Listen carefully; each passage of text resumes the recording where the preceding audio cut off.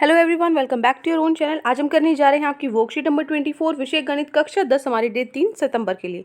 तो चलिए शुरू करते हैं आज की वर्कशीट को। आज की वर्कशीट में हम पढ़ेंगे समरूप त्रिभुज। ठीक है, इसका परिचय क्या होता है, समरूप और स्थिरांक समता क्या होती है, ये सारी चीज़ें जानेंगे। ठीक है, और इनके बीच में अंतर क्या होता है। ठीक है, चलो तो यहाँ पर सबसे पहले आते हैं समरूप की बात। कब मान लीजिए कोई भी आकृति, कोई भी दो आकृति ले लीजिए, बहुभुज ले लीजिए। ठीक है, वो समरूप होती है यदि उनका आकार समान हो। जैसे एक वृत्त है और ये वृत्त है। ठीक है, या फिर एक क्या है, त्रिभुज है और एक ये त्रिभुज है।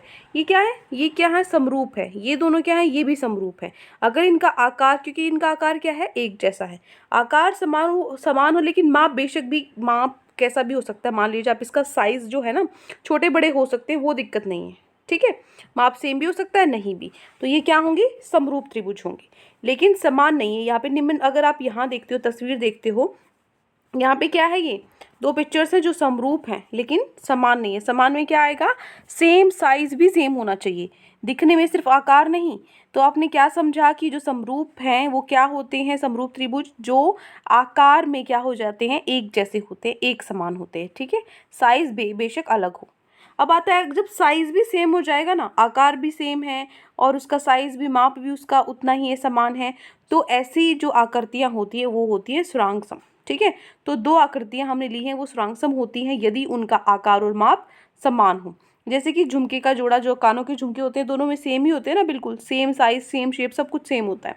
ठीक है, तो वो स्थिरांक सम है। एक ही कॉपी के मान लीजिए दो खाली पेज आप ले लोगे, ठीक है, तो वो भी क्या हो जाते हैं, स्थिरांक सम हो जाते हैं। अब आगे चलिए, नेक्स्ट है, इन्हीं के बारे में अब हम पढ़ेंगे, समरूप और समता के बारे में, कि कुछ इनके रूल्स होते हैं जो हमें पता होना चाहिए। जो समरूप त्रिभुज है ना, उसकी संगत भुजाएं क्या होती हैं, उनकी संगत भुजाओं के समान, भुजाओं का जो अनुपात होता है वो समान होता है। ये चीज़ आपको ध्यान रखनी है, क्या, कि जो समरूप त्रिभुज है उनकी संगत भुजाएं समान अनुपात में होती हैं और संगत कोण बराबर होते हैं। बराबर भुजाएं नहीं होती, भुजाओं का अनुपात बराबर होता है लेकिन कोण बराबर होते हैं। ठीक है, किस में, समरूप त्रिभुजों में। जैसे यहाँ पर आप देखोगे समरूप त्रिभुज, तो त्रिभुज तीन भुजाओं व तीन कोणों से बनी बंद आकृति है ना। तो समरूप त्रिभुज समान आकार के होते हैं परंतु अलग माप के भी हो सकते हैं, है ना। जैसे ये छोटा, ये आपका बड़ा त्रिभुज, ये आपका छोटा है। यहाँ पे क्या है, दिखने में एक जैसे है लेकिन माप तो इनका अलग है। तो इसमें अभी अभी मैंने बताया था क्या होता है, जब भुजाओं का अनुपात समान हो और कोण बराबर हो। कोण बराबर कैसे, जैसे यहाँ पे बी 75 है, ई भी क्या है, 75 है। ठीक है, ए और डी क्या है, दोनों 75 है। उसके बाद ए भी और डी भी दोनों क्या है, 65 है। फिर आता है सी और एफ दोनों क्या है, 40 है। तो कोण बराबर है, इसके भी और इसके भी। दूसरा इसने क्या बोला था, संगत भुजाएं समान अनुपात में होगी। अब अनुपात देख लेते हैं, अनुपात कैसे निकालेंगे।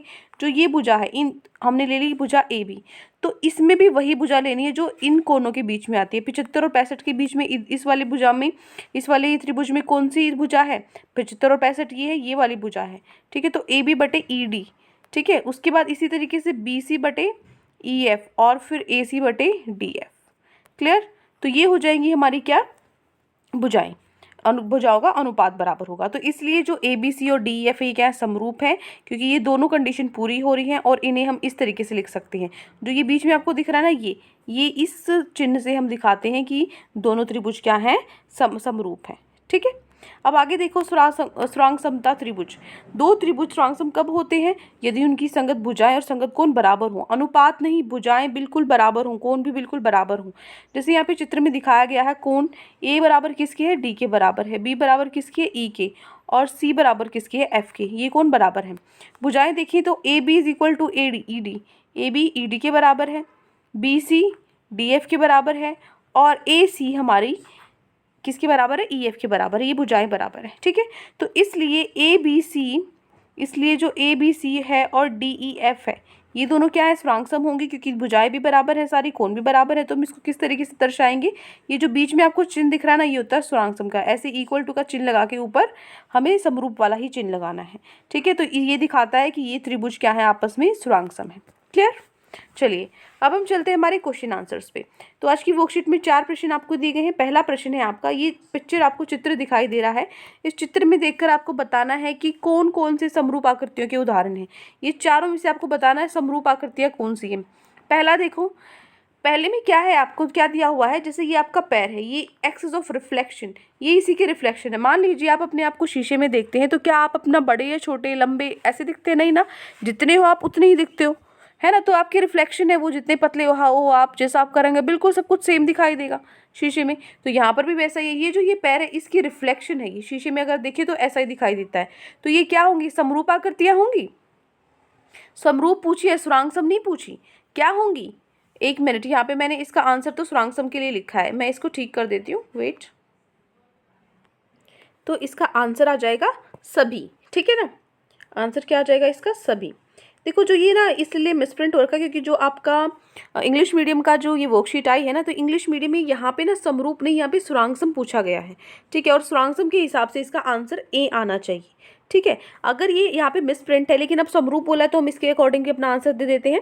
तो समरूप तो ये चारों हैं क्योंकि सबका रूप एक जैसा है, ये इनका रूप एक जैसा है, दोनों तितलियाँ एक जैसी हैं दिखने में। क्योंकि समरूप क्या होता है, जो दिखने में एक जैसे होते हैं, है ना। चाहे साइज बेशक आपका जो आकार है वो सेम होना चाहिए, माप आपका बेशक अलग हो, ठीक है। तो इनका भी आकार सेम है, ठीक है, इनका भी। तो ये चारों ही क्या है, समरूप आकृतियाँ हैं। लेकिन क्वेश्चन क्या होना चाहिए यहाँ पे, होना तो कुछ भी, चलो ये भी ठीक है, क्वेश्चन कोई गलत नहीं है यहाँ पे, तो सभी आ जाएगा। अगर आपको पूछा जाए, ध्यान से देखना आपकी क्वेश्चन पेपर में क्या दिया होगा, अगर ये पूछा जाए समरूप आकृतियाँ तो आप लिखोगे सभी, ठीक है ना। लेकिन अगर ये आपसे पूछा जाए कि सुरांगसम, अगर यहाँ पे मैं काट के लिख दूँ सुरांगसम, ठीक है ना, तो आपका आंसर क्या आना चाहिए, इसको मैं काट के सुरांगसम लिख दूँ तो आपका आंसर आएगा ए।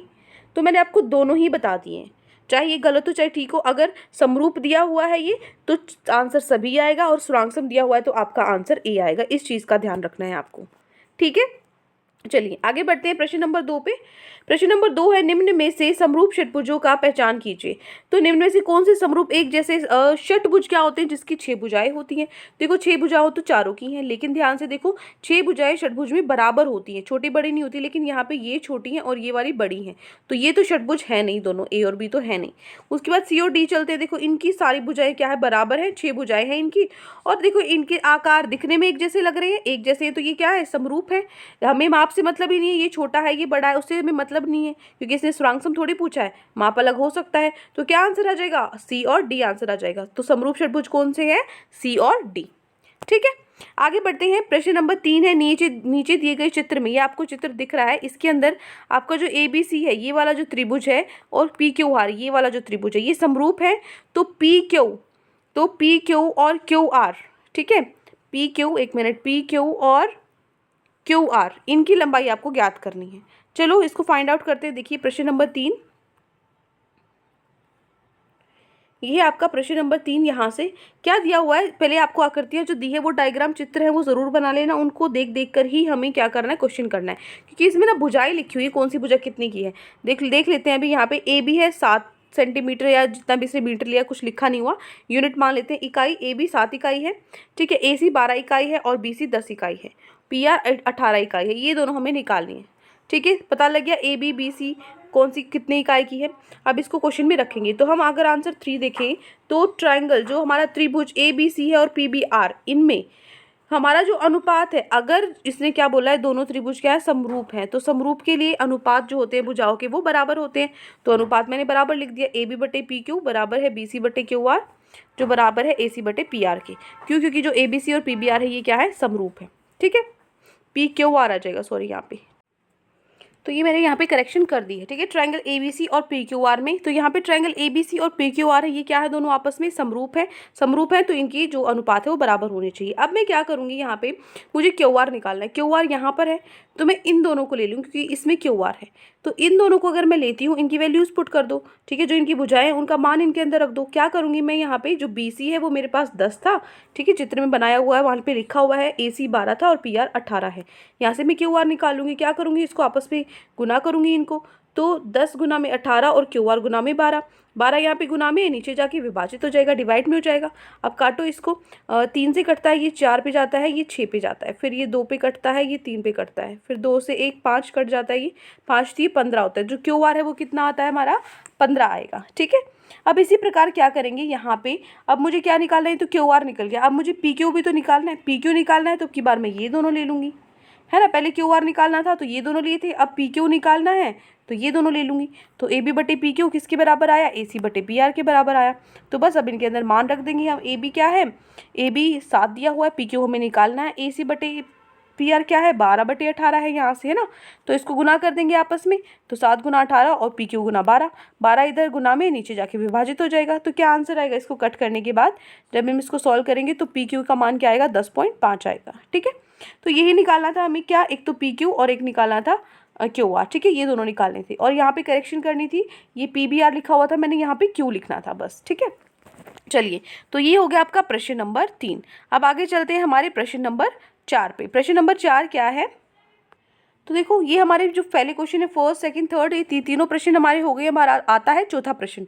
चौथे प्रश्न में हमें भरने हैं रिक्त स्थान। तो देखो रिक्त स्थान में पहला है आपका, सभी वृत्त समरूप होते हैं, बिल्कुल होते हैं, और समान त्रिज्या वाले वृत्त डैश होते हैं। अगर त्रिज्या भी समान होगी तो मतलब उनका तो अब माप भी एक ही हो गया। जब वो दिखने में भी एक जैसे हैं, उनका माप भी एक है, तो वो क्या बन जाएंगे, स्थिरांक होते हैं। ठीक है ना, तो क्या लिखेंगे, स्थिरांक होंगे। हो गया फर्स्ट। दूसरा है सभी वर्ग डैश होते हैं। सभी वर्ग डैश कैसे होते हैं, सभी वर्ग समरूप होते हैं, एक जैसे दिखते हैं सारे वर्ग, है ना। तो क्या लिखेंगे, समरूप। सेकंड का आंसर हो गया सभी वर्ग समरूप होते हैं। थर्ड है सभी डैश त्रिभुज समरूप होते हैं। सारे कौन से त्रिभुज समरूप होते हैं, समबाहु त्रिभुज जो होते हैं, है ना, इक्विलेटरल ट्रायंगल जो होते हैं वो क्या होते हैं, एक जैसे दिखते हैं सारे, तो वो क्या होते हैं, समबाहु त्रिभुज समरूप होते हैं। थर्ड हो गया। फोर्थ है निम्न के दो उदाहरण आपको देने हैं, समरूप आकृति के 2 उदाहरण और स्थिरांक समाकृति के। समरूप आकृति के उदाहरण लिखेंगे त्रिभुज और वृत्त, है ना, जैसे ये है आपका त्रिभुज। ठीक है, और ये डायग्राम भी बना देना, चित्र भी बना देना, और 2 ऐसे, एक छोटा और एक बड़ा वृत्त बना देना, एक छोटा और बड़ा त्रिभुज बना देना। ठीक है, तो ये हो गया आपका आंसर ए का। ठीक है, ये ड्रॉ करके दिखा देना। हो गया फर्स्ट। सेकंड है स्थिरांक समाकृतियाँ कौन सी होती है, झुमकों का जोड़ा है या फिर एक ही कॉपी के पेज हैं, ये क्या है, स्थिरांक समाकृतियाँ होंगी। क्लियर, तो ये हो गया हमारा प्रश्न नंबर 4। तो ये 4 प्रश्न आज आपको दिए गए थे। आई होप आपको अच्छे से समझ में आ गए हैं। कोई भी डाउट है किसी भी क्वेश्चन में तो कमेंट सेक्शन में आप मुझसे पूछ सकते हैं, और अगर आपको लेक्चर अच्छा लगे तो चैनल को सब्सक्राइब कर सकते हैं, वीडियो को लाइक कर सकते हैं। आज के लिए इतना ही, मिलते हैं नेक्स्ट वीडियो में। Till then take care, bye bye.